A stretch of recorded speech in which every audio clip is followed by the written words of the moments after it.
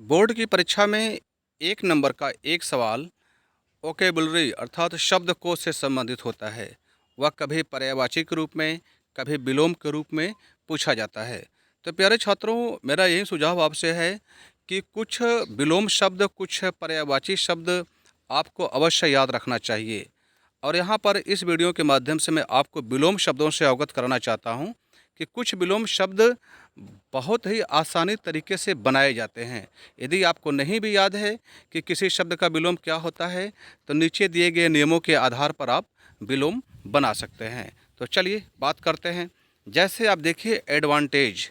Advantage का मतलब आप जानते ही हैं, लाभ होता है।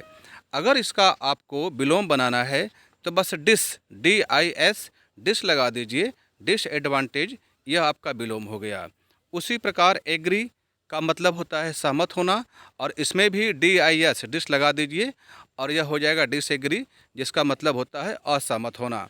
तो आप देख रहे हैं कि विलोम कैसे बनाया जाता है। बस डिस लगा दीजिए, विलोम बहुत सारे शब्दों के बन जाते हैं। हालांकि इस बात को याद रखिएगा कि सारे शब्दों में ऐसा संभव नहीं है, लेकिन जो संभावित शब्द है उन शब्दों का मैंने संग्रह किया है, और 1-2 वीडियो और आपको देखने को मिलेगा जिसमें ऐसा आपको प्राप्त होगा। उसी प्रकार अपीयर का अर्थ होता है प्रकट होना या शामिल होना। इसका विलोम हो गया डिसअपीयर। हिंदी तो आप समझ ही गए होंगे। आगे बात करते हैं फेवर। फेवर का अर्थ होता है पक्ष। उसी प्रकार डिसफेवर अर्थात पक्ष न लेना, विपक्ष। ओबेडिएंट आप भली भांति जानते हैं, आज्ञाकारी होता है।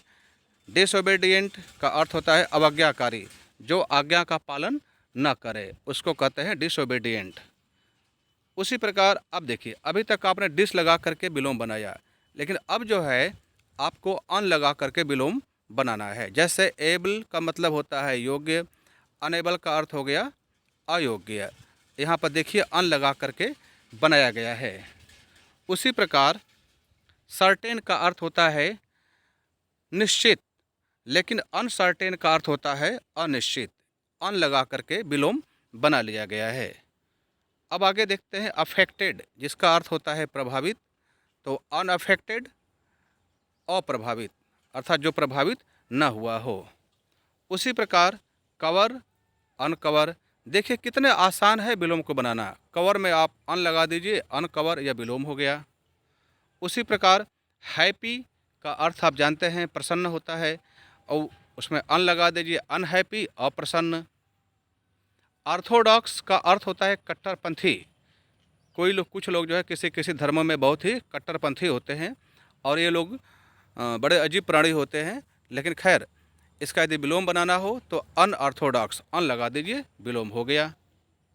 रियल का विलोम होता है अनरियल, बस अन लगाना है। टाई का अर्थ होता है बांधना, और अनटाई का मतलब होता है खोलना।